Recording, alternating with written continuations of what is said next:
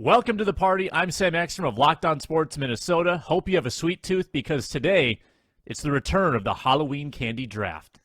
Luke Inman, Superior Sports Talk. Yeah, second best episode of the year behind the Thanksgiving draft. Hoping for that number one overall pick today. This is Arif Hassan of Pro Football Network, and I want to note that in the original intro, Sam said sweet tooths instead of sweet teeth. I'm Luke Braun of Locked On Vikings, and I just want the whole panel to know I'm willing to trade up for peanut butter. That and actual football conversation coming up in seconds on the Minnesota Football Party. Locked On Sports Minnesota podcasts. It's endless Minnesota Vikings talk with the diverse voices of your local experts. It's time for the Minnesota Football Party. It's your guys hanging out talking next-level Vikings football. So join in with Pro Football Network's Arif Hassan, Locked On Vikings Luke Braun, Superior Sports Talk's Luke Inman, and Vikings insider Sam Ekstrom, plus the biggest names in Minnesota football for the Minnesota Football Party. And it starts now.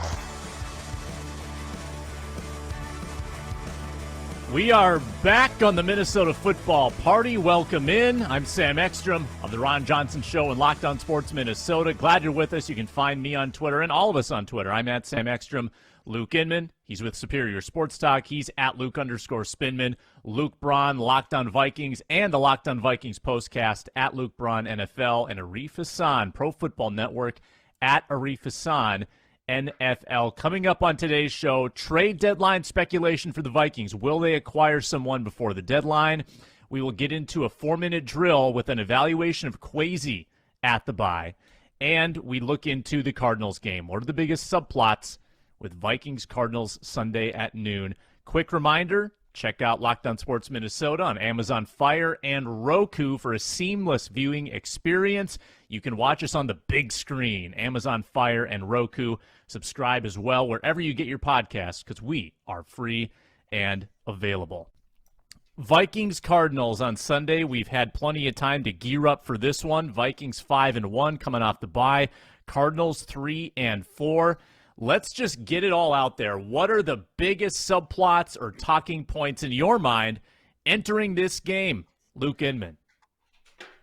Yeah, I just got to say first, for being two non-divisional teams, these two teams have played each other an insane amount over the last 15 years. I think there was a stretch between 2008 and 2012. They played each other 5 times in a row. Now they'll have played each other 5 of the last 7 seasons. So kind of a lot of weird history here. Went back, watched a few of those games, checked out some box scores. For whatever reason, feels like more times than not, you just get some weird off-the-wall, goofy, unscripted play between these two. Last year's shootout, great example. 2016, you got a Xavier Rose and Cordero Patterson, each with a 100-yard touchdown. 2011, they're up 28-0 in the first quarter off 3 Adrian Peterson touchdowns. Even 2018, you get a Kirk Cousins quarterback read option rushing touchdown. Don't think we've seen one of those since. So expect the unexpected. Yeah, that's right. Yeah, one of these. Yeah, pretty good. Pretty good. Arizona has never won in Minnesota. You have to go back to the St. Louis Cardinals days, the football team, not the baseball team. And included in there is an epic Brett Favre comeback, by the way, too. But hat tip to Matt DeBritz because he clued us in on this. It goes back like 30-some years, 10 matchups, I think, Arizona coming to Minnesota. It has not been great for them. I was looking at the Cardinals' schedule, though, Arif, and I feel like I have a little more respect after seeing who they've played. Like, they lost to Kansas City, they lost to the Rams, they lost to the Eagles. So their quality of competition has been significantly better than the Vikings.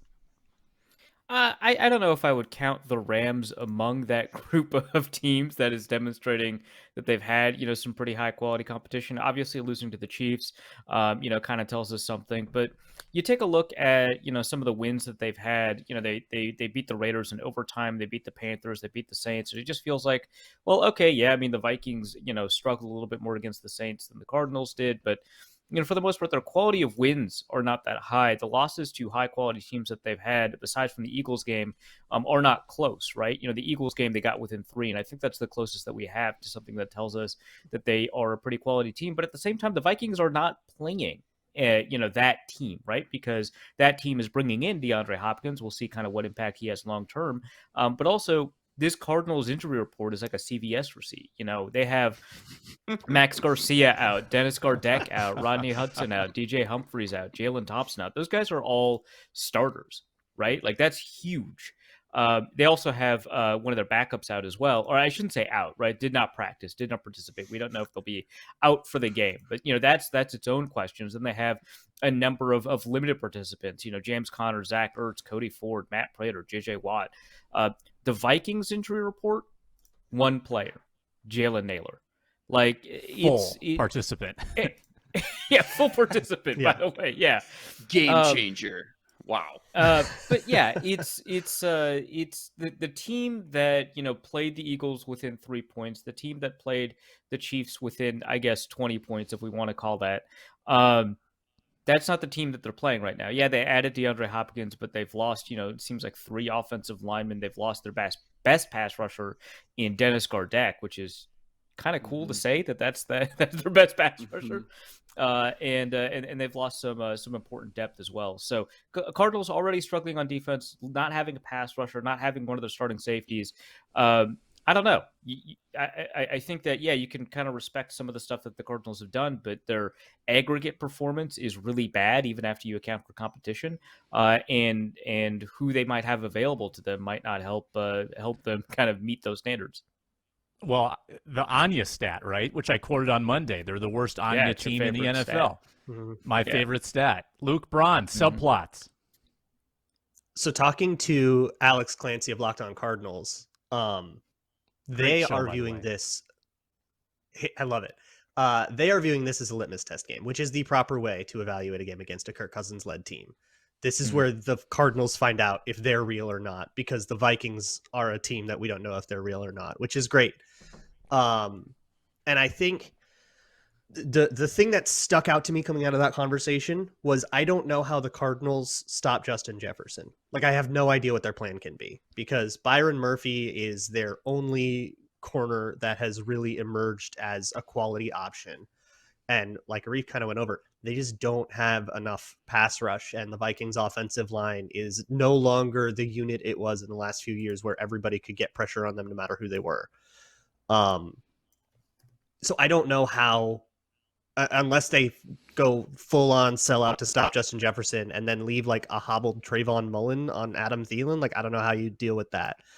And so I think both teams will be able to move the ball. I see this being a high scoring game.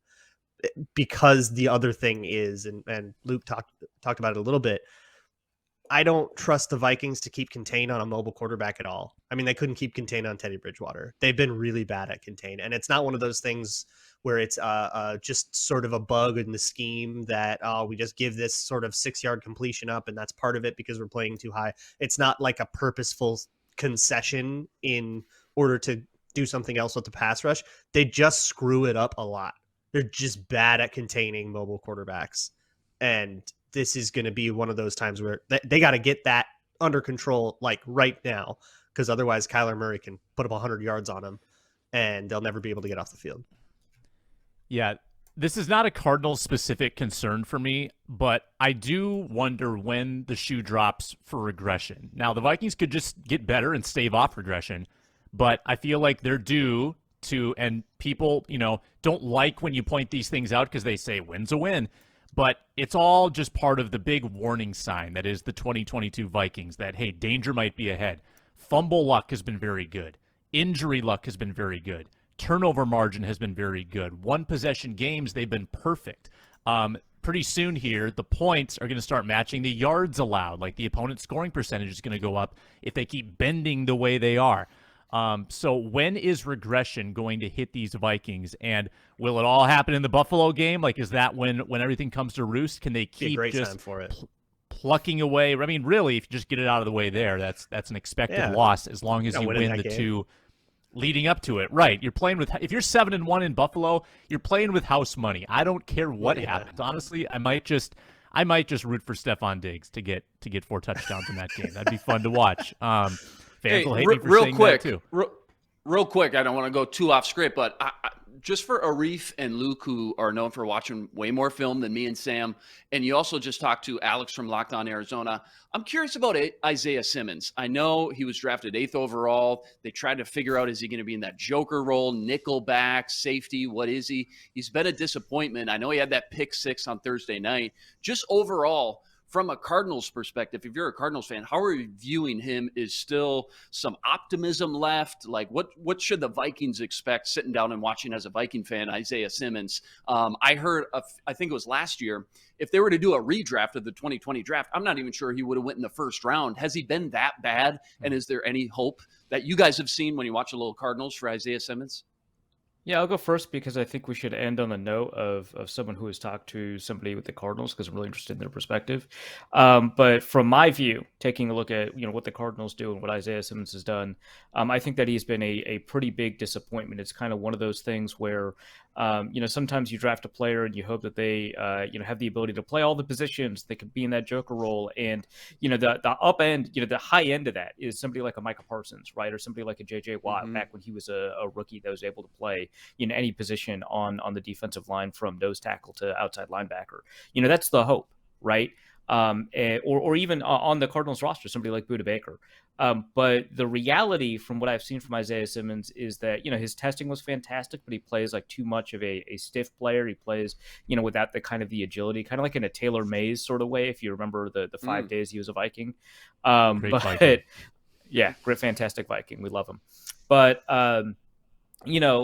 if a first round pick was expected to play special teams, which we here in Minnesota are very familiar with, I think he'd be a pretty fantastic special teamer. But asking him to play, safety and linebacker and edge rusher is asking him to play 3 positions that he plays maybe okay. He's got some pretty good highlights, but for the most part, in my eyes, he's been a huge disappointment. I think he had a good moment a couple of games ago, or even a good game a couple of games ago, that kind of felt like it might have been some sort of bastion for optimism. But I think the balance of his performance on the season has kind of reflected his slow participation onto the roster, and then once he became a starter, his disappointment. I'd be so curious to see him on a different team. Because the way the Cardinals use everybody is so weird. That was really the crux of our conversation, which is up. It's today's Locked On Vikings. It's Crossover Thursday, but they kind of want to use everyone everywhere, and that sort of is the point. They want to put people sort of in weird positions that they usually aren't supposed to be in, and then use their speed to get them back into normal positions. But to do that, everybody kind of has to play out of position, and it's interesting. Alex is pretty happy with Vance Joseph, but it kind of sounds like, hey, they didn't really add that much talent defensively in the offseason. They focused a little bit more on offensive talent. And if the defense continues to struggle, Vance Joseph gets to be the scapegoat so that everybody else gets to keep their job. That seems to be his theory. But what they're doing on defense, this kind of speed-based thing, is pretty unique.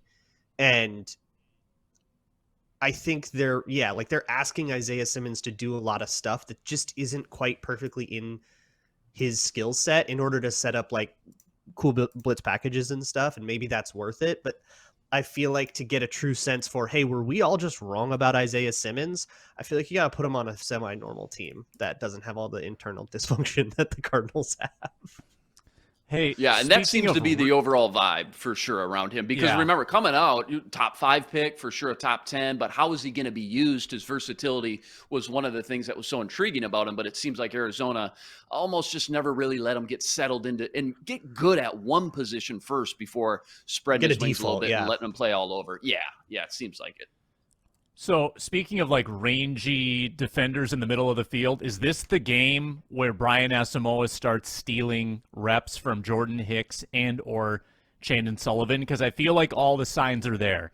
Great preseason. According to Donatel, it is. Getting a couple snaps against Miami. O'Connell's shouting him out in the film review. I feel like it's happening. And Jordan Hicks is not lighting the world on fire by any means. He's like 78th of 85 in coverage.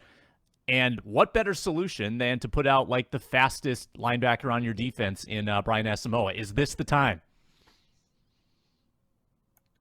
It's going to increase slowly, I think, over this season. I don't think you're going to have like one game where boom, he's the guy now, but I do think it will trend up as the season wears onward, and then in the offseason we're going to have a question about whether or not we're cutting Jordan Hicks, which I believe the way his contract is structured is very much a convenient option. But it does seem, correct me if I'm wrong, if anybody knows for sure, but I do believe that when Asamoah has seen the field so far, it's been in replacement of Hicks. And we talked about this on this show a few weeks ago, like, can this happen? And I thought, maybe it'd be a little fast to do it this year, but here I am. Here it is happening right in front of us. He's replaced Hicks, but specifically on third down, I think 6 or 7 snaps in that Chicago game, almost all on third down. So during critical parts of the game, they wanted him on the field. I think it was mostly in a quarterback spy on Justin Fields specifically. I think right away, the problem is they bring in this whole new defense for everybody. You got 2 vets like Kendricks and Jordan Hicks they want to roll with. When you're behind those 2 guys, it's tough to see the field right away. But I think Luke's right. I think as we get going, I think it was 6 or 7 snaps against Chicago. He's always played a lot on special teams and has been really rock solid on special teams, even going back to the preseason. I think that's why you hear these coaches really rave about him.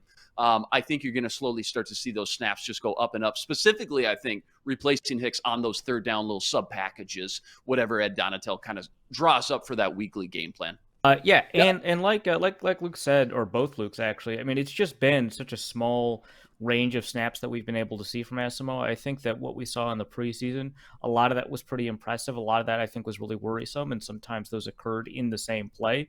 And that's just something that you just need to clean up before you see the field, right? You know, his ability to kind of, you know, chase people down from sideline to sideline is really fantastic. He's been able to work through the trash really well, but he also doesn't seem to know his gap assignment sometimes. He also doesn't seem to know what his landmarks are in zone coverage, right? And those are just mistakes that you just cannot make in the NFL.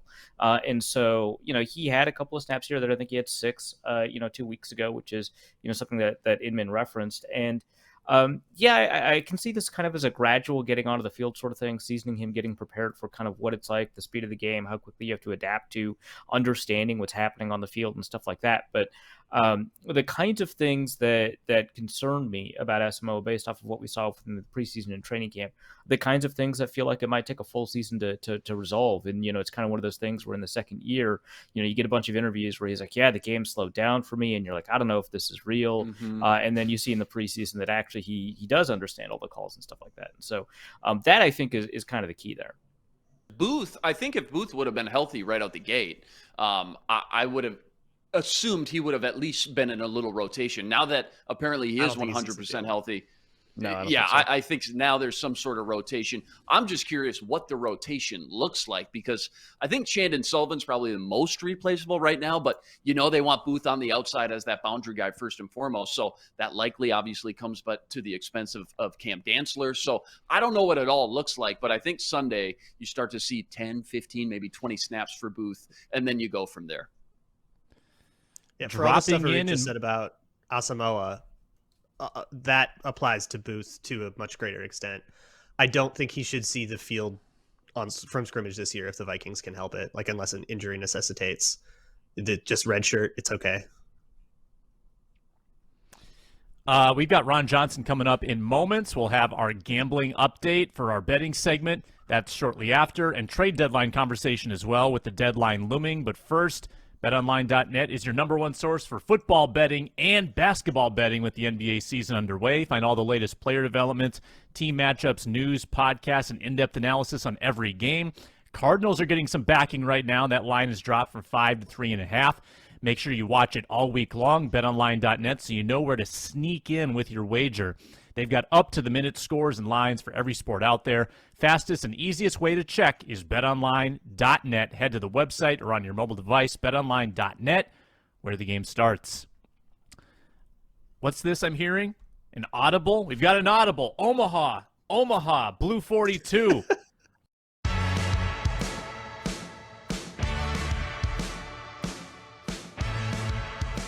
Should the Vikings rent a high-profile player at the deadline? Interesting question, because high-profile insinuates big salary.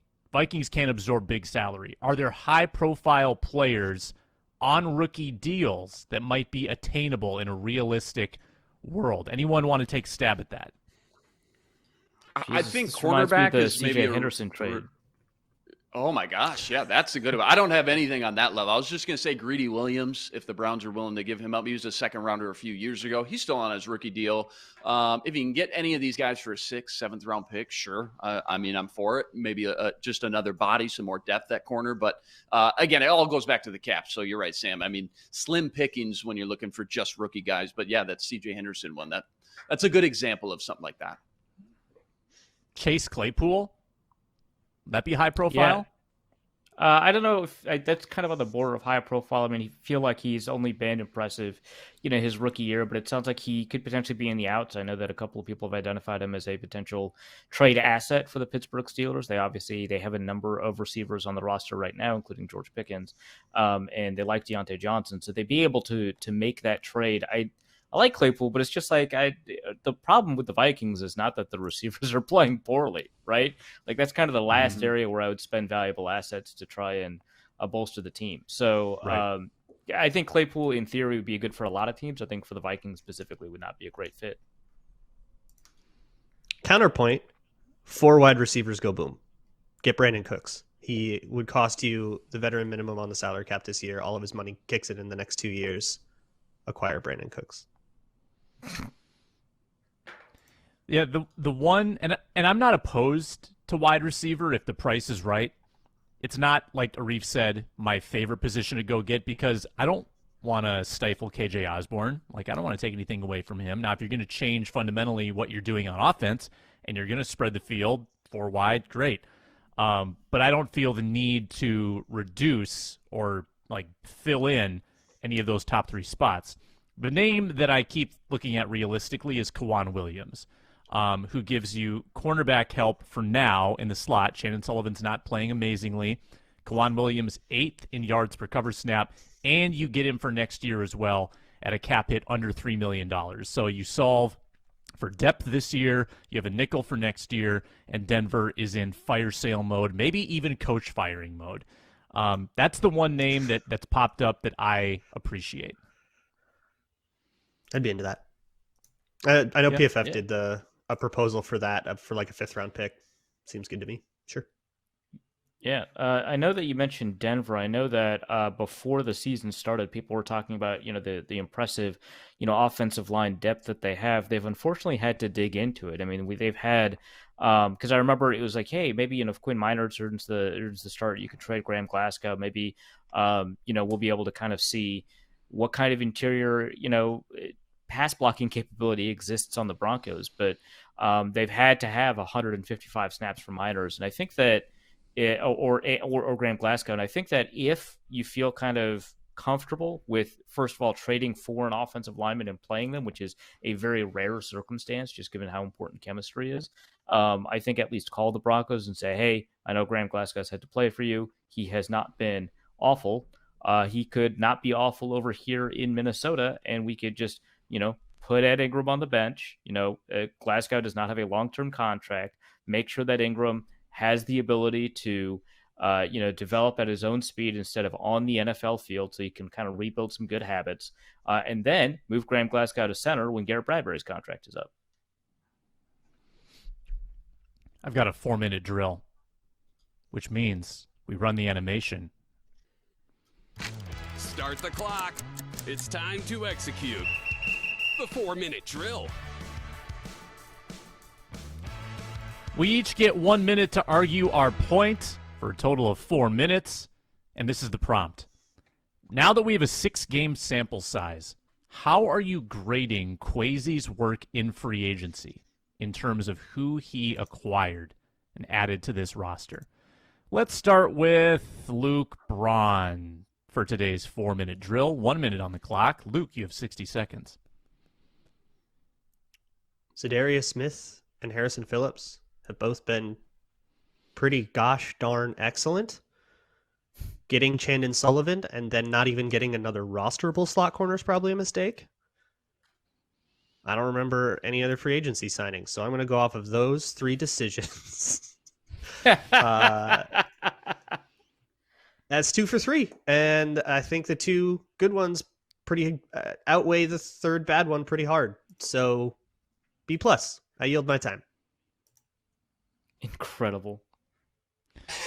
All right, I'll go next. So as you pointed out adroitly there, Luke, the big swings hit Phillips and za'darius Smith. And basically the line on this is that Kwesi got value, where he spent money, he got talent.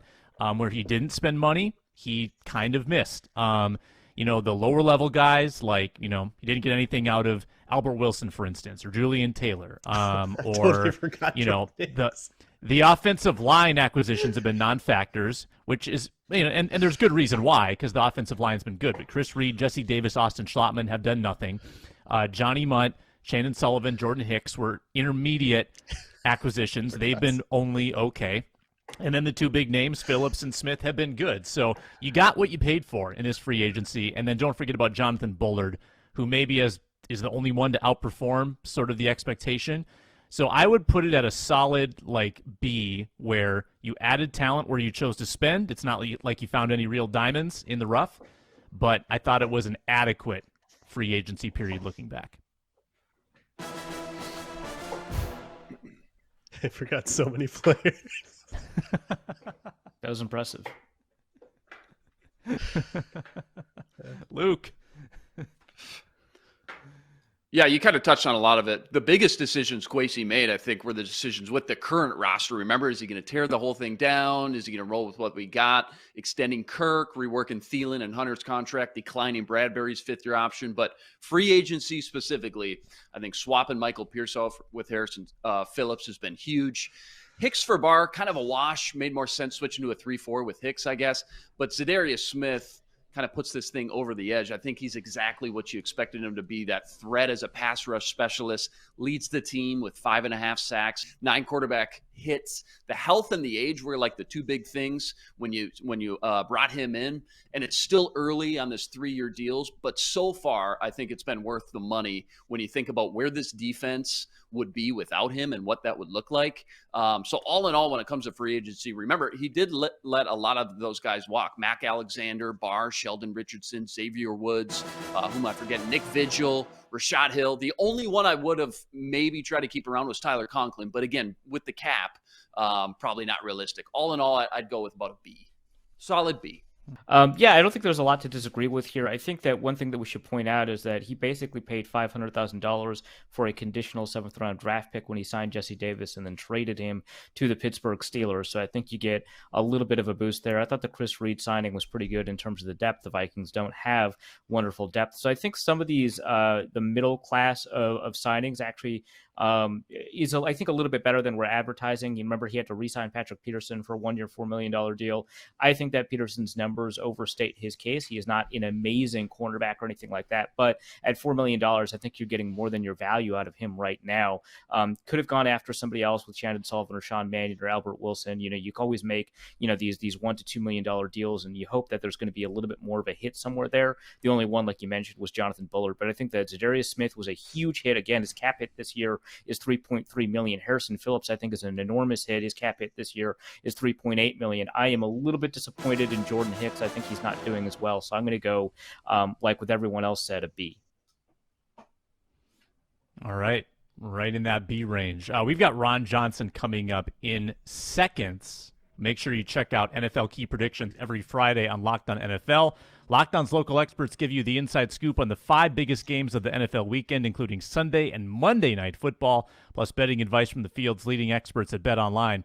Follow NFL Key Predictions every Friday on Locked On NFL, available on the Odyssey app, YouTube, and wherever you get podcasts. And you can get Locked On Sports Minnesota wherever you get podcasts as well. And make sure to like, subscribe, comment on our YouTube channel. You can get all of our shows on video. So while we wait for Ron Johnson, let me just set the table for our gambling segment. All of us went 1-1 last week. So not a lot of change, but we all did lose money because of the juice. So Reef, you're down to 725, Braun at 556, Sam at 466, and Luke still swimming in the negative at 292 in the negative. So we'll still have to punish Luke. We'll still have to punish Arif. But Arif has bounced back, and he is beyond treading water at this point. He is leading the contest after being negative 2 weeks ago. So that's coming up here right around the corner. Ron Johnson joins us in a second. I think that this is an interesting week, too, for the picks because, I mean, we're at the point where we could bet up to $800 max per game. I mean, we could start taking some big swings, and no one has really, except Arif, taken that kind of swing. And it paid off majorly for Arif. No one else has had the fortitude to really go in, and it might be the day for me. I don't know. I don't know about you guys, but I'm feeling a little reckless. I don't feel reckless. Now I'm at the top. I want to stay there. I will get reckless if there is necessity, but there is not yet.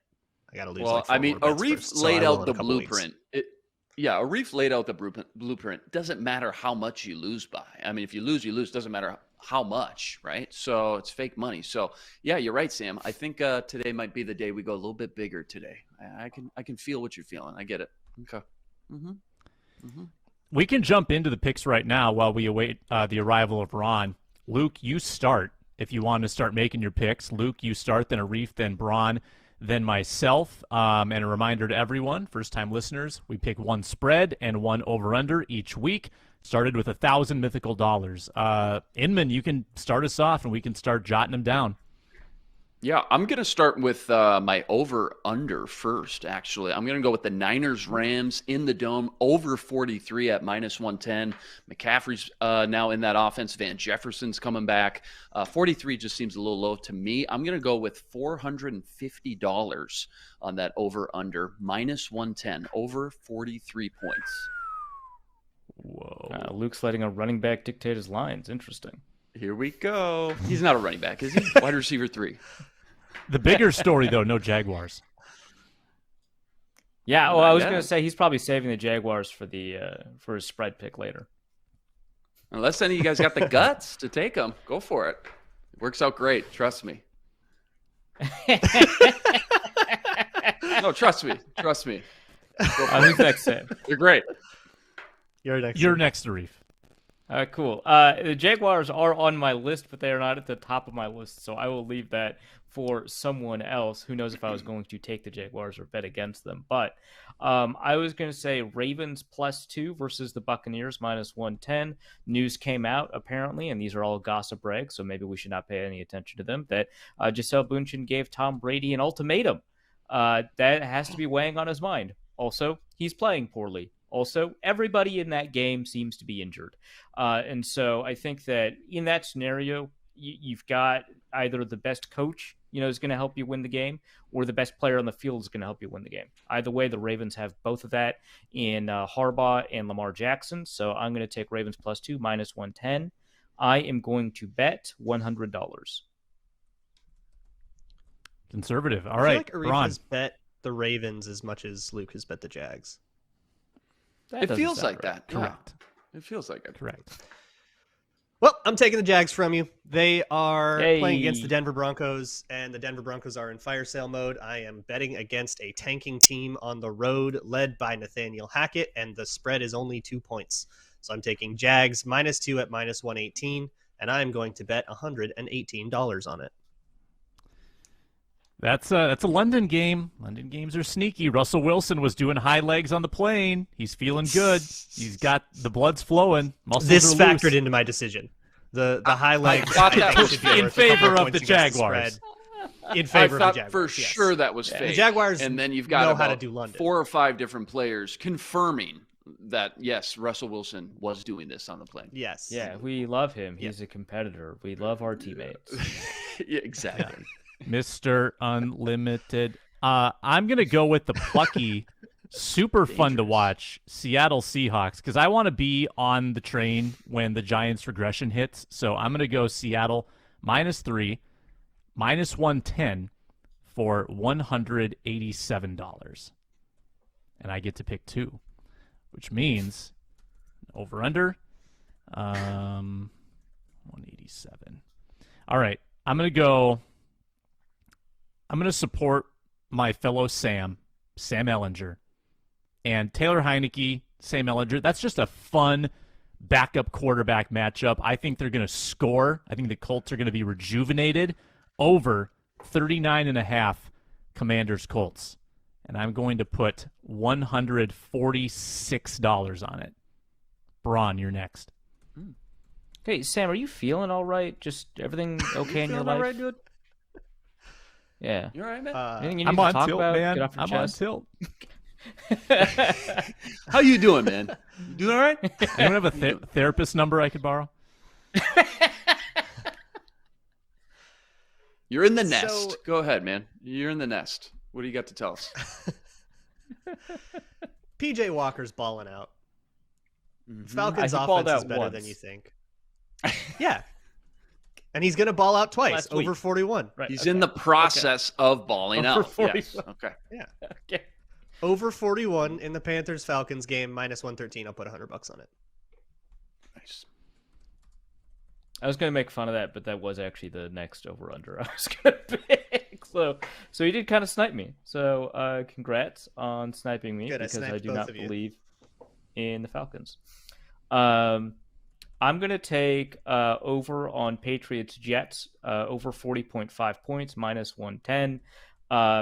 The Jets are no longer explosive without Breece Hall. The Patriots have Mac Jones and Bailey Zappi. I know that those are all unimpressive, but I am taking the over because I don't believe the Jets have the ability to stop the Patriots offensively. I think they'll be able to figure something out. I think the Jets will be in desperation mode, get some of those points back. So I know that the circumstances of this game scream under, but I think the bettors have overreacted to the quarterbacks in this game, overreacted to the lack of Breece Hall. Remember, they traded for James Robinson. I don't like this game. I hope not to watch it, but I do think that we'll get more than 40 points. So I'm going to put $100 minus 110 over 40.5. Inman. Love it. Love it. Not going to lie. Did get sniped on the Jags. That hurt. Did not think Knew it. anybody was going to Knew look it. at the Jags. Yep. But maybe They're this is a 2-6 good thing. against the Maybe there's spread. just too much bad juju going on, and I needed to get, win or lose, I needed to get off this whole Jags kick. I've been Did leaning it my for you. second team has been the thank you. Take one for the team. It's an intervention. I appreciate it. It's an intervention, dude. How you doing, dude? You doing all right? The Titans have been my kind of backup team. All right. And I like them minus 2.5 at Houston, but a lot up in the air right now with Ryan Tannehill. He just got out of the walking boot. Don't know if he's going to play. Don't love what I saw from Malik Willis last week in limited time. I'm going to go with the screw it, Vikes. Minus 3.5 at home at the Love bank because I bleed and you guys don't. $450. Run it back. Good luck, guys. Good luck this week. I've already sent out the email. You guys have the picks. Those are our wagers for the week. They're locked in. No changing them now. And I think Ron Johnson is on the line. He's our guest of honor every Thursday. He hosts the Ron Johnson Show Mondays, Tuesdays, Wednesdays, Roundtable on Fridays. He works for KFAN, Fox 9, Minnesota Vikings. He's a former college and pro receiver. He's Ron. Let's see who was welcome lucky in. enough to get invited to today's party. It's time to meet our guest of honor.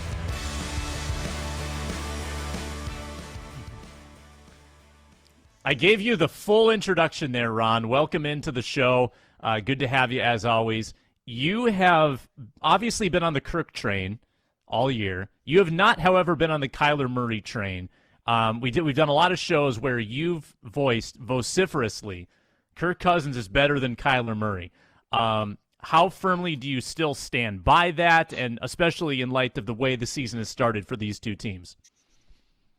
I mean, Kyler Murray got what's his name back, DeAndre Hopkins. So I think he's a little bit better now. But the fact that him and the coach are still arguing, they're still getting into it, shows that the maturity that they wanted him to change, the amount of money he asked for, and the things they wanted him to do seems like he hadn't done that early on, which was some of the simple stuff watching film. Kirk's a film guy. Kirk's going to be in the film room. Kirk's going to be with his coach. You're not going to see Kirk tell Kevin O'Connell to chill the F out. It's just a different mindset, I think. And so athletically, can he run? Yes. Can he extend plays? Yes. But Kirk Cousins, in my opinion, is a better quarterback. I retweeted Shannon Sharp. He still hasn't responded because I know he's waiting for this game. Like, he's waiting for this game so that if Kirk does lay an egg, he can come over the top like he did last time and elbow me in the head. But if Kirk throws for 350 and Kyler Murray throws 2 interceptions, Shay gonna be silent. Like I don't think Shannon gonna have nothing to say about that. But I think Kirk's a better quarterback in my opinion. If I had to pick between the two, give me Kirk, especially in his contract over Kyler Murray's contract. We got to get Shannon on the show. That's the only way to settle this. We just got to have the straight up debate. So if you had to put a number on it, Ron, where is Kyler Murray ranked NFL quarterbacks right now? Well, before nobody had Jalen Hurts in their top 10, and the past couple of weeks, the guys we've interviewed, we just talked to Josh Metellus about where he thinks Kirk Cousins. We didn't want to ask him about Kyler Murray. That probably would have been good. But Josh Metellus' interview is going to drop today from the Ron Johnson Show. So, I talked to Pierre Garçon, I talked to Santana Moss, I talked to a lot of guys who are around Kirk, but then also, are still in football and watch it. Kyler Murray is sliding down on a lot of people's lists. So, in my opinion, I'm guessing I'm going to say top 15 right now. But he's definitely not top 10. Like, I don't think Kyler Murray's top 10, no way, shape, or form. But I give him, top 15 maybe. Honestly, I have to go through and look at it because Justin Herbert, I mean, it's a lot of guys out there. It's early, so it's been silent, but Justin Herbert, Joe Burrow, Russell Wilson. I would not put him in the top 10 right now. Like, Shay picked Russell Wilson to be over Kirk Cousins. I'm not taking Kirk Cousins on the way to London. He chilled the F out. Russell Wilson on the way to London. He's doing calisthenics and high knees up and down the aisle, like watching film for 4 hours on the plane. Like, bruh, just throw on a movie and chill out, man. Like, what are you doing? Like, I know his entire team, like, half sleep watching him run up and down the aisles on the plane. It was like, man, sit your ass down, man. What are you doing right now? Like, bruh, you're doing too much. Like, come on. Luke Inman, what do you got? Oh, man, that's good. Tough to follow that. Never too early to talk a little draft, Ron. Nobody knows this Gophers lineup and roster like you, and nobody's as good as evaluating talent like you. Who's the big names from the Gophers that could be maybe not, I don't want to say early draft pick, but in the draft discussion come draft time? So I think there's some guys that are going to make some decisions on whether they want to come back or not. And with draft capital, size, skill, you look at Rush, Thomas Rush. I think, you look at what Carter Coughlin's done. I think Rush is a bigger, stronger version of Carter Coughlin, and Carter Coughlin, made it and is still with the Giants. So I think Thomas Rush could be a name. You look at Quinn Carroll. I mean, a lot of people are saying he hasn't done great, but he has the size, like what would teams, and John Michael Schmidt. I mean, the center is definitely going to be in the draft class. I don't know where. I think he should be the first center taken, which might happen. He is still graded as the #1 center in college football by PFF standards, which I don't always believe in them, except if it goes our way, I take it. If you look at like Justin Wiley, he's young, but I think he'll come up. And then Tyler Nubin. Tyler Nubin's been here for 5 years. So he's going to have to make a decision because it's his 5th year, but he still has more eligibility due to COVID and so on and so forth. So Tyler Nubin's a kid at 6'2", 200 plus pounds, playing safety, can catch, run fast, big, strong, can hit. He's going to have to decide, does he want to come back to Minnesota next year, or are the scouts telling him what he wants to hear and say, hey, you'll be a 2nd or 3rd round pick, or you might be a 4th or 5th round pick. And that's up to him. Does he want to go get, as a 4th, 5th round, even 6th round pick? If he makes a roster, you're making over $400,000, I think, right now, or come back to college. So that's a big decision. And then, of course, Brevin Spanford, he's another name that is 6'7", 270. I don't know where scouts are going to have him because he's not piling up the stats. But he definitely, when he flashes, like that out route against Illinois. It was very simple, but he went up and got the ball. He just showed his height, his strength, screen game last year against Indiana. He took a long screen, almost scored. So there's some things I think he's growing into that body. He's growing into that frame because he wasn't that big. He wasn't 270. So he has to learn now how to play and still be athletic with 270. So I think that's another name. Mm-hmm. Oh, and then, of course, I'm being stupid. Mo Ibrahim, of course. I mean, that's an easy one. Mo Ibrahim is definitely going to be in the league. So that's an easy one that we don't even need to talk about. Do you think he's kind of solidified in that second tier of running backs behind kind of, some of those top big names? Well, I mean, the only name that jumps out is that Bijan guy, I think, out of Texas. I would definitely say Mo. Depends on the team. Depends on the team and the scheme. If it's an outside zone type team like Carolina, David Cobb is there. So you could see Mo Ibrahim in Carolina because they lost Christian McCaffrey. They have a lot of draft capital. He fits that zone run scheme. He can catch the ball. Not as fast as a Christian McCaffrey, but I mean, David Cobb is there. Damian Wilson, former Gopher, is there with Carolina as well. So there are some Gopher ties there. Kamal Martin went to Carolina. So the Panthers are keeping an eye on the Gophers. So I wouldn't be surprised if Mo Ibrahim ends up a Panther, unless, it depends on where their picks are, because is Baker Mayfield the answer for them? Who knows? Is there a young guy the answer? Who knows? But I don't know if quarterback is coming off the board for them. So receiver, they got rid of Robbie Anderson. It could be running back with Mo Ibrahim. Love it. What do you got, Braun? Speaking of Gophers getting drafted to the NFC South, Tyler Johnson, free agent. Should the Vikings go in? No, I would say no, and not for that reason. No, well, I mean, I would. So personally, yes, I would love that. I would love for them to bring them here. I hope they do. I still hope they do. I would love for them. But when you look at that receiver room and how crowded it is, where does Tyler Johnson fit? And so from a business standpoint, for his own safety, if they're saying we're going to bring you in and put you on practice squad, and then they're like, well, Adam Thielen's going to be done next year, so it's going to be some open space. Great. It depends on the conversation. But if they're just bringing them in as a body with Adam Thielen, KJ Osborne, Justin Jefferson, there's not a lot of other opportunities to get a fourth receiver on the field. I know they were talking about OBJ. You got Tristan Jackson, you got Jalen Naylor. So you do already have bodies there that they've been playing, but they don't really go four wides a ton. So I don't know if that would be the best decision, but if you can get on the team and make money, hey, I'm all for it. And I do love when Gophers get to come back home. He's a Minnesota kid from North High School. So yeah, from a personal, great, get him. But from a business, I feel like there's other teams like Carolina. I mean, I feel like there's teams out there that are missing receivers after some of these trades, and still people are waiting for November 1st. So I think he'll probably get picked up after the trade deadline when teams have figured out what pieces they can get. All right, so I kind of want to know how important it was for receivers who already have chemistry with their quarterback to jump in partway through the season. I'm, of course, talking about DeAndre Hopkins, who apparently without practice or working with the team, I'm sure, showed up on Thursday night, went 10 for 103. But, kind of in this medium term where, he needs to be introduced into the game plan and the way they're doing things this year and stuff like that. Obviously, he's going to be a pretty big threat, but how important is it that he had missed those first 6 weeks of the season? Is it going to be an issue in terms of their ability to generate offense through him? No, because when you have a guy that you can throw the ball up to, I mean, he calls himself Nuke. He is an absolute missile. He is a weapon. And when you can just throw the ball up to, I love his sound bites too. When you watch him and DeAndre or Hall, I forgot the guy's name for the Redskins, Washington Commanders. It was when he played, that was the team. But him and I think it was Hall. I forgot his first name though, but from Virginia Tech or whatever, they got into it.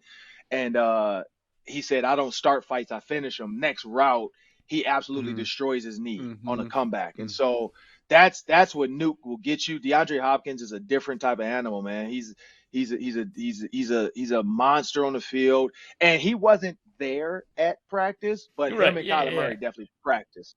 They practiced. They definitely did some stuff outside of facility hours that did not go against the NFL's policy, whether it was go to a high school field somewhere. I mean, they're in Arizona. It's not like they have to go indoors. There's tons of space outside somewhere they can go and throw a football that doesn't fall under because I think the rule is actually he just can't be there during team activity. So once the team disperses, Kyler Murray and some of those receivers can come back and work with them and do some drills and do some routes. I think don't quote me on that, but I do know there were coaches in the NFL when I was with the Colts that were supposed to be gone from the facility, that I would still be in the facility at 10 p.m. and they'd be moseying in hey, I'm just here to watch some film by myself. I'm not working with you guys.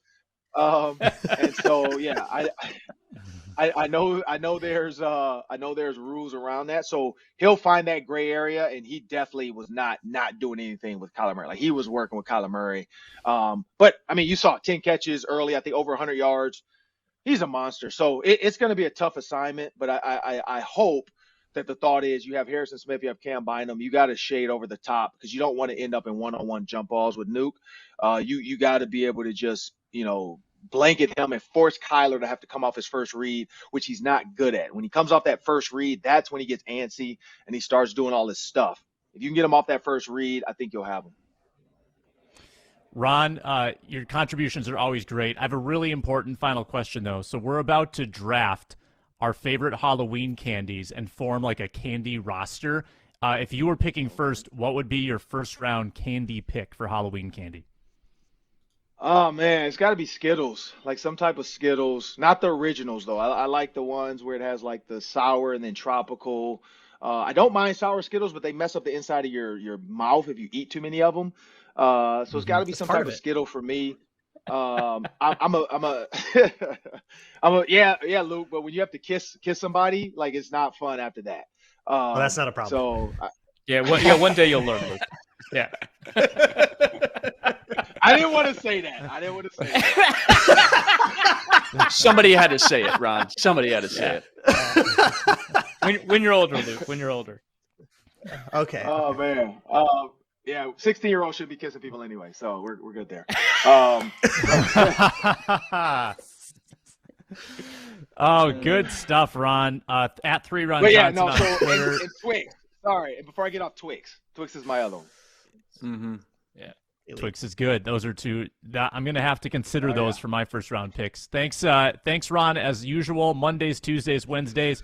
And occasionally a special show on Thursday. Today, Josh Metellus on the show, Vikings safety. That's dropping in like an hour. So make sure you check that out. Good stuff for all the Avengers fans. He actually picked a Avengers roster with his teammates. So I like that. He was actually dialed in on the Avengers talk. He picked himself. He picked himself as one of the characters, and then I said, hey, if Thanos shows up to Egan, who are you grabbing and who are they going to turn into? And so he had to pick a group to fight Thanos. Locked On Sports Minnesota. Get the video. Just subscribe on YouTube. Like, comment, subscribe to this video as well. Thanks, Ron. Appreciate it. Yeah, see you, Ron. The Halloween candy draft is brought to you by Built Bar. Built Bar provides so many treats. And if you gave them out on Halloween, the neighborhood would absolutely love you because it's 100% real chocolate. They've got pumpkin pie puffs. They've got toffee almond, German chocolate cake bars. These are straight up perfect Halloween flavors that the kids are going to love. And parents will be happy too because not only are they delicious, tasty, but they're actually good for you to give you that little boost. 15 grams of protein, 16 grams, 17 grams, depending on the bar, and only about 150 calories. So check them out at Built.com. Get all the great flavors. 15% off with the promo code LOCKEDON15. That's promo code LOCKEDON15 for 15% off as many Built bars as you can put in the cart at Built.com. Halloween candy draft. This goes way back to the Football Machine podcast days for our diehards. Luke Braun bringing you into the fold. This is the way it works. Now, can we get the draft board displayed on the screen? Now, this is a YouTube exclusive feature. You'll have to go check out the video if you're an audio listener. So I've put together 4 categories. Chocolate or peanut butter based candy bars, so bigger candies. Small candy, so that's like Skittles, that's Mike and Ike's. Hard candy, I think we all know what hard candy is. And then I've got a couple flex spots. There are also some miscellaneous candies that don't really fall into any category. Now, this is just a list, gentlemen, that I've compiled based on my own candy research. If you think of candies that are off the board, by all means, you can use them. But this is just a guide for you if you can't think like that quickly about your favorite candies. So do we feel confident about how this works? Braun, do you have any questions? How do we determine who goes first? I think it's the Good order question. on the screen. Should we just go in the Is it not? circle? It can be. That was an arbitrary. But go in as gambling as standings the fourth order. pick, I'd prefer not to. Oh, I wait, that's bad for me, isn't it? No, that's good for That you. would be- So I like. Yeah, Okay, Braun's I didn't suggestion. know if we were going to flip it. Okay, yeah. Feels earned. No, I love this suggestion. Very smart. Arif, I then thought you would. Braun, then me, and then Inman. And how perfect, because it goes right in the circle. So we'll go snake draft. Arif, you get first pick. Braun second. Okay, me when we third, do Luke the fourth. Thanksgiving draft, we remember this is how the order is because I fully expect to be in first place in the gambling picks by then. All right? Just 2 more Jags picks, you'll be right there. That's it. That's Yeah. it. And also, Sam, what are the rules? 10 seconds each? I mean, just for the sake of everybody and time, 10 seconds? Yeah, I mean, I don't know if I'm gonna have a timer on you. I'm not gonna let the. Yeah, we're we'll not fill gonna it do out, a Kevin sure. Williams thing, but yeah, be quick.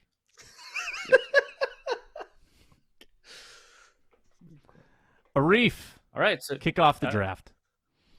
yeah, I mean, I'm gonna go. First of all, Luke had already kind of revealed his hand in the intro of the show, but I was gonna go with Reese's peanut butter cups. Anyway, I think they are an elite candy. Whenever I go and get candy, I get them. We have, I believe, 48 Reese's peanut butter cups at my house right now. So, and that's not for Halloween. That's for me. So that's easily my 1.1. I did leak my intentions, but sometimes in draft season, you leak your intentions just to see if you can't manipulate the board a little bit. And I wanted to increase my chances of getting Twix. So I'll take Twix. Nice. Sneaky. I love it. Ron Johnson likes it too. That leaves me going next. So, I mean, the chocolate peanut butter selections are easily my personal favorite, but small candies are all on the board, so I feel like I got to go with Reese's Pieces. And Reese's is just like the gold medal of candy. So I'm going to go Reese's Pieces in the small candy section. Yeah, it seems like there's 2 ways to approach this draft. Either what you would do or what you think is going to get you the most votes here when we post this later on. I'm going to go with Reese's Fast Break. I think that's the last good Reese's option Underrated. left. Yes. Oh man. And then I'm going to come back with Deserving first round pick. I thought that was good going to value last, there. honestly.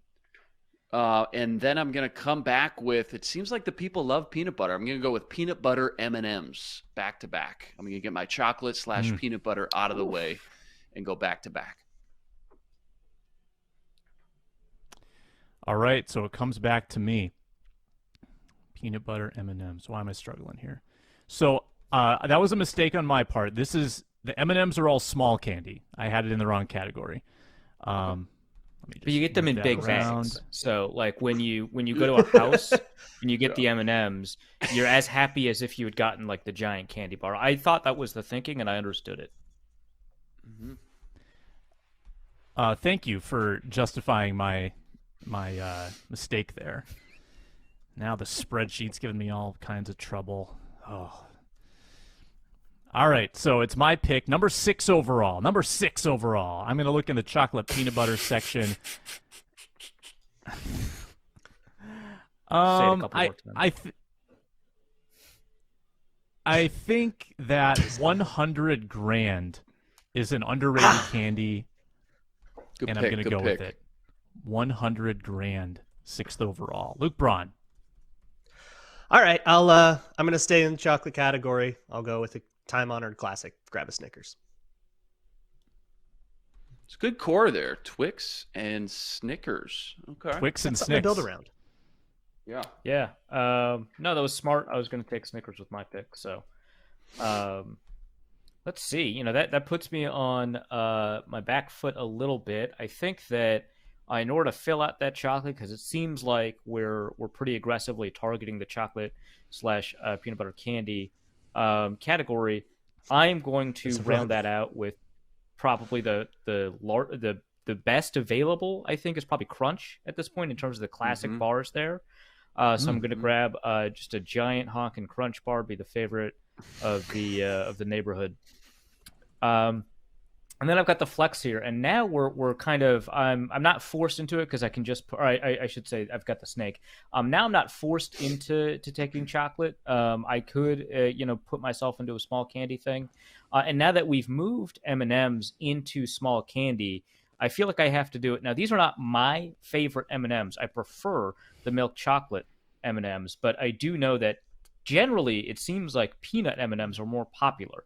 So I'm going to grab the peanut M&Ms. I know that kind of that texture is something that kind of plays well. So I went with my favorites here for the first 2 picks. I'm going to go with peanut M&Ms for my 3rd pick. Love you it. Got to serve the listening audience. Yeah, for sure. Yeah, I mean, sometimes you got to trust the consensus board. Yep. Braun. Man, there's a whole bunch of options, and I like a Circus lot of them. I have a Peanuts just question. staring at you right in the face here. Okay. New England Bill Belichick GM draft of a candy draft right here. I have a question, and I'm sure this has been argued in a past version of this. Are we talking like Brax candy corn, or are we talking homemade candy corn?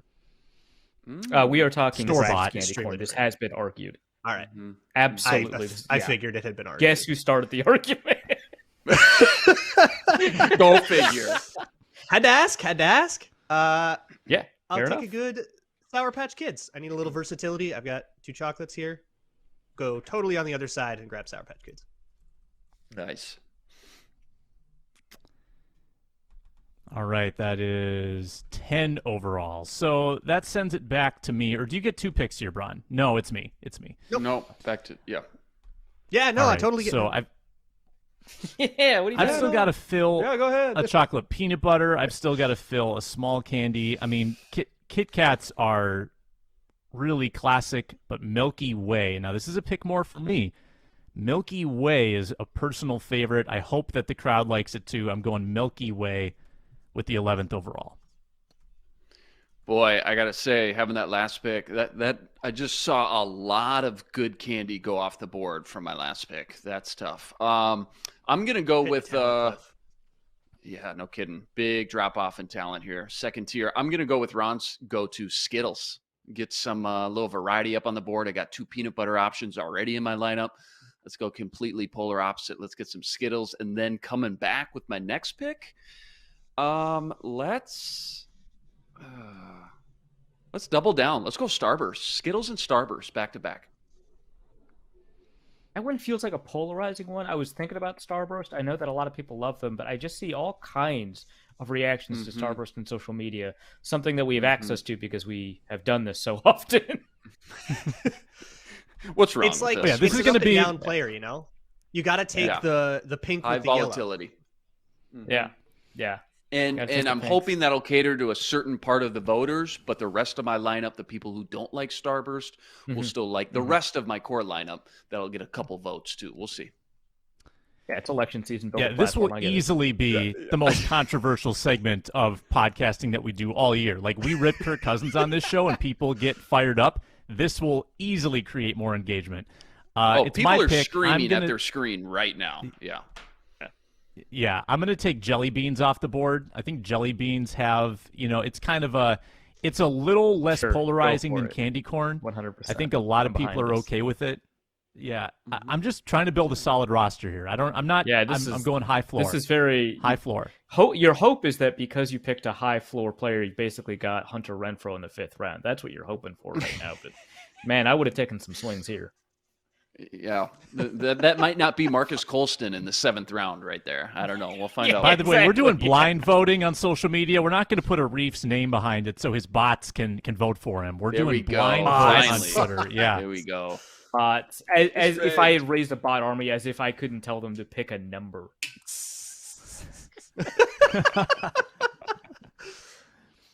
You're up, Ron.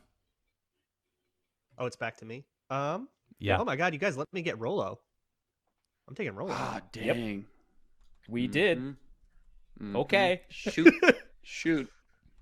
Dang. Does that come All with right, a free Reed, dentist right? trip too? All right. Yeah. Yeah, so I've got a lot. I'm pretty chocolate heavy right now. I need to kind of resolve that, and I want to go obviously in a fruit direction, but I think I can also go risk-taking direction at the same time. So with Skittles off the board, which is unfortunate for this particular aspect of the draft, I'm going to go with gummy bears. I think that's going to help me. That's in the small candy category. That's going to get me some of that fruit that I've been missing, and then Gummies I are see- trendy right now. Yeah, no, that's true. And I see the Sour Patch Kids, Braun. I get it. I understand. And Sour Patch Kids went where it should have gone. So no issue with the pick. But I think I can get a supercharged version of that with Warheads in my hard candy category. Wow. Yeah. Absolutely loved these growing up. In my undisclosed location, they are hard to access, and I'm missing them right now. So maybe that's kind of motivating that pick a little bit. It's, I'm thinking about players in past drafts and making comparisons I shouldn't be making. But, Warheads draft to me, next Randy Moss, I get it. Yeah, exactly. Mm-hmm. To me, hopefully it's not a Troy Williamson. This is a high-risk, high-reward pick for me, but in the middle rounds, that's what I think helps you win. If you're still there, we're taking you. Warheads. Love it. It was a good pick. Braun. Who, back to Braun? Yeah. Back to me. I am so chocolate heavy, but the chocolate ones just are leaping out to me. They speak to you. But I guess, they do. They really do. But I think I have to be disciplined and try to go for a little bit of balance and go for a good old classic. No Halloween bag was complete without a bunch of loose Tootsie Pops flying around. Nice. Dang, that was going to be my hard candy. This feels more nostalgic than preferred, right? This feels just like, hey, it's candy. I'm going to build on the memories that you have, not the candy that you prefer. That's what that feels like. Yes, in a Halloween trick-or-treat candy draft, that's... Okay. Yeah, sure. Part of the game. That's what you think gets to voters. Yeah, for sure. So I'm going to take a flyer. Tootsie Pops. Tootsie Pop, that's hard candy. Okay, making sure. Yep. Tootsie Rolls, he does not have room for except in a flex spot. Flex spots will round out the rosters. And really, that's the 6th and 7th rounds. That's where the roster comes together. Yeah, that's what separates the contenders from the pretenders. Yeah, this is very intentionally a 7-round draft. That's because it's a football show. I'm going to go miscellaneous because who didn't get excited when somebody dropped a Nerds rope into their makeshift Halloween little pumpkin I was looking at the Nerds bucket rope, thing? For sure. Nerds rope for a flex spot with the 19th overall pick. And we move on to Luke Inman. Dang, you just sniped me. I'm flustered. Nerds rope, those are solid. Wow, I was targeting that the whole time. That hurts. I'm actually gonna go. I don't think I even see this. I'm gonna go off the board right now. That's how flustered I am right now. New England, Bill Belichick in the war room. I'm gonna go the square assortment chocolates. Ghirardelli. It comes in the gold bag. You know what I'm talking about? Oh, you get my the God. caramel, the dark chocolate, the sea salt caramel. You ever want to soup up s'mores? Let me tell you. Oh my gosh, Braun, you just blew my mind. Yeah, I don't see it up there, but pretty popular, all things considering. Usually you can find it at your local gas station. So I'm gonna go with that. Now I just feel like I'm really chocolate heavy though. That's fancy. So I'll put that in the flex. And boy, you got me with that nerd. I don't know, hard candy. I'm just stumped right now. I'm gonna let's see my other flex. Maybe I'll just go with my other flex. I'm gonna go with Lindor truffles. Seem to be very popular with the people. It's funny because if I were to actually draft this on my own, not trying to get votes, I'm actually a mint guy. Junior mints would be on here. Peppermint patty would be, but some people can't. Hey, what about an 8th round, Sam? That might ruin my whole draft. Let's I don't just know. keep this going. I would lose a lot of people. Yeah. Anyways, I got Ghirardelli, 3 more mint on truffles. my board. There we go. Inman with by far the classiest flex picks I've ever seen. Ghirardelli and Lint. Yeah. Spending up. So that kicks it back to me for pick 22. I've got a flex and a hard candy remaining. I mean, there's plenty of hard candy on the board right now, so I got to look to a flex spot. And this is a big swing for me because you got to nail the flex spots. And there's actually a lot on the board. I can't allow this draft to go by without someone taking Kit Kats. And that is, again, high floor pick. I'm going high floor with Kit Kats in my final flex. It's pretty fair. That seems like good value for Back this to me? late in the draft. Still think we should have an 8th round. Yeah. I think so too. Another flex? Yeah. Looking at Braun? the board, I'm seeing it's starting to clear out for me in terms of ones that I'm interested in. I'm kind of like Bill Belichick taking a long snapper at the end of his board. I'm going to take Swedish Fish. This is a very nostalgic pick for It's a me. staple. I love Swedish Fish. It's a I'll staple. defend it to the Speak death. to your people, yeah. Mm-hmm. Yep. I was curious to see whether gummy bears or Swedish Fish would go first. So that's interesting. All right, so that leaves it to me. I get 2 picks here. Now, before I make these picks, Sam, are you vetoing the 8th round? Yes. Okay. Jeez. Oh, man, that's tough. So I've got 3 candies in mind here, and the problem is I'm worried about how chocolate heavy the draft is if I go with my 2 preferred candies over, maybe a more diverse BPA. spread. Yep. But Follow yeah, your board. I think you're right. I think you're right. I've already catered to the audience to the peanut M&Ms. I'm just going to go for it. I think my 2 flex that I like, one is on this board, one is not on this board. First is Butterfinger. Surprised it lasted this long. I know that's a little bit of an acquired taste. I know some people have complained about Butterfingers in the past. That took me by surprise, got but I really redone. enjoy them a lot. The recipe's Yeah, I know. different That goes now. in I the- understand. It's not That the goes same. in the understand. first, second round. Nobody bats an eye. I'm surprised that's still up there. Right, exactly. It's just, yeah, it I is thought a about it. surprising one there. Mhm. And then my off the board pick is the Hershey's Cookies and Cream candy bar, which is a white chocolate. That's great. Was that in your brain? Ron, were you going to I take Did you was- that? have that, Luke? Absolutely thinking about doing that the Wow. entire time, and I thought nobody would think of it. Wow, sniper. That is a favorite of mine. I typically do not like white chocolate, but for whatever reason, this particular construction of white chocolate with little fake Oreo bits in it, absolutely delicious. Oh, I love it. I man, love it. I love it. am fully owned. And now I'm reeling. Yeah. All right, corn cob, let's go.